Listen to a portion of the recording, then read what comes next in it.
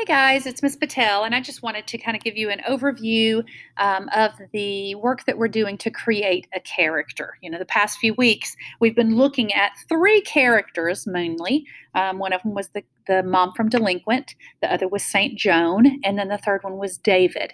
And we went through and we explored those characters in 5-line monologues, little short monologues, so that we could get an understanding of monologues, the way they work, and how to analyze these characters so that we could portray those characters believably. We've been doing some ensemble work, learning each other's names, getting to know each other, and having moments in the spotlight. And all of those things are building up to the point that now we can create our own characters. And sometimes those characters may come to us like bolts of inspiration. um, you just like musicians can hear a tune and then they play it and it's this beautiful masterpiece, or an artist can imagine the sculpture and then they go through and they sculpt it. But even so, they have to chisel it out. And even as an actor or a playwright, we may have an idea that it might be a little bit vague, it might be really specific, but we still have to fill in more details before it reaches the potential that it had from the start. So you cannot dream yourself into a character. You must hammer and forge yourself one. It doesn't come as easily as a lot of people think. It takes time and it takes choices and it takes some figuring out. So we're going to go through some steps so that we can create some really cool, believable characters. And I want you to remember throughout this process that the character you create is not the character you have to perform. I don't want you to limit yourself into creating a character that you're comfortable with, because then you might, if you think you've got to perform this character, you might not choose a character of a different gender or a different age, or a character with an accent, or a character who's like really disgusting, or a character who's super, super sweet, because maybe you're not comfortable playing those sorts of characters. Well, this is a character you don't have to perform. So please don't limit yourself. When it's all over, we're going to have lots of characters created by everyone in the class. And then you're going to get to choose which character that you perform. And it might be your own, or it might not be. You're not limited there. So we started off this process with 100 character questions. I gave you this sheet. It was on green paper. If you're virtual, then I posted it to Schoology. And these are 100 questions. And you don't have to answer all of them, but I encourage you to answer as many as possible. And what I'm doing is I'm giving you an assignment each day to answer like 5 at a time, maybe 10, something like that. Because the more you answer, the more fully dimensional your character will be. You'll really get to know them. Feel free to experiment with these. You may answer and decide later, wait, I don't think that that's how old they are. I don't think that that's the person who had the most influence on them. I've got a new idea now. You can totally change those answers. You're not married to them. It's kind of like painting a painting. You're going to put a blue on in the sky and then go, do I want a lighter blue there? And then you put a lighter blue on and you realize, yeah, I like that better. Or, no, I want to go back to the darker blue. Let me use the darker blue again. So that's the creative process. So we started off with this sheet, creating a character, and I asked you to answer 5 questions. I did point out that the top of it, where it says the proper item that reflects or represents your character, was something that you didn't have to do right now. We'll actually do that later in the process, but I made a mistake and put it on the sheet that I gave you the first day. But don't do that part. You're actually going to do this next part where it says 100 character questions, answer at least 5 questions. So it looks like this. I want you to write the number that you've chosen, and then write the question out so that I know what it is. I don't have to look back at the sheet every time, and then what your answer is. And that's going to help you get started. I recommend that the very first question you answer is the name. So that it's very clear who we're talking about as you're describing them in your answers. You can answer more. On the back of that sheet, I had 10 more blanks. And if you answered the 5 on the front that were required and you answered the 10 on the back, that would bring you up to 15. So again, you're really starting to kind of sculpt this character out and feel like you're getting to know them, figuring out the details of them. The next step is instead of just creating this character that just kind of exists in our imagination, let's start to put them in moments. Okay. And I want you to imagine two different moments in your character's life when they were in moments of heightened emotion, moments where the stakes were high, meaning they had a lot to gain or a lot to lose. Okay, so these are moments of conflict in your character's life, and you've had moments in your own life. Now we want to imagine and create character moments or moments in our character's life. So create two scenarios about your character's moments by answering the 5 W's. And answer at least one question in each of these boxes. Now, if you were in my A group this morning, you got a sheet that asked these same things, but the sheet looked different. That's fine. Everybody else is going to get a sheet that looks like this.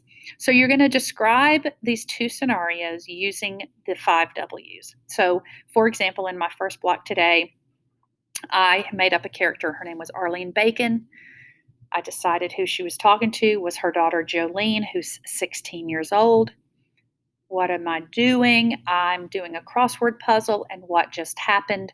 Arlene walked in and told me that she's pregnant. Okay. Then what? Well, what does my character want? My character wants an apology from Jolene, the daughter. I want an apology from my daughter because she has disappointed me. She has disobeyed my rules, and I want an apology from her.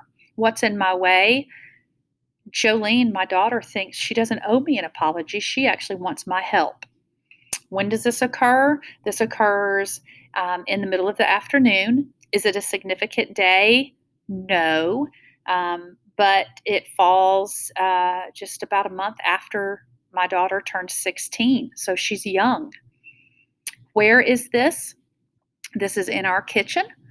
And what is my relationship to the space? Well, I'm very comfortable in this space because it's my kitchen and I feel like I have some authority over it. So I think that affects my discussion with my daughter. Why is this moment important and what can this moment change? This is important because my daughter's life and my life have significantly shifted at this point because bringing a baby into this world is going to change things so much. What's at stake? Well, what do I have to gain? I have to gain a grandchild and a relationship with my daughter that's a new kind of relationship. But what can I lose? I might lose her. Um, you know, she might get so mad that she runs off, or she might decide that I can't have anything to do with the child. And then why do I say it now? Because she just came to me now, and I have to. In the spur of the moment, I have to let out what I'm thinking. All right, so that's one scenario. But my second scenario, very different. Very different. Who am I? I'm still Arlene Bacon. That's the character I created. But who am I talking to? I'm talking to my best friend. What am I doing? We are at Ladies Poker Night. It's something that my friends and I do every Friday night. What just happened? The smoke alarm went off because we were baking cookies on poker night. And so now we're dealing with that. What does my character want? My character wants to put the fire out. My character wants safety for everyone. But what's in my way? We don't have a fire extinguisher, and everybody else in the room's freaking out. When does this occur? It's at 3 a.m. because Ladies Poker Night gets pretty wild. Is it a significant day? No. But how does this fall in a timeline with other significant days? Well, this is the same month that my husband forgot my anniversary. So, where am I? I am at my best friend's house because she hosted Ladies Poker Night tonight.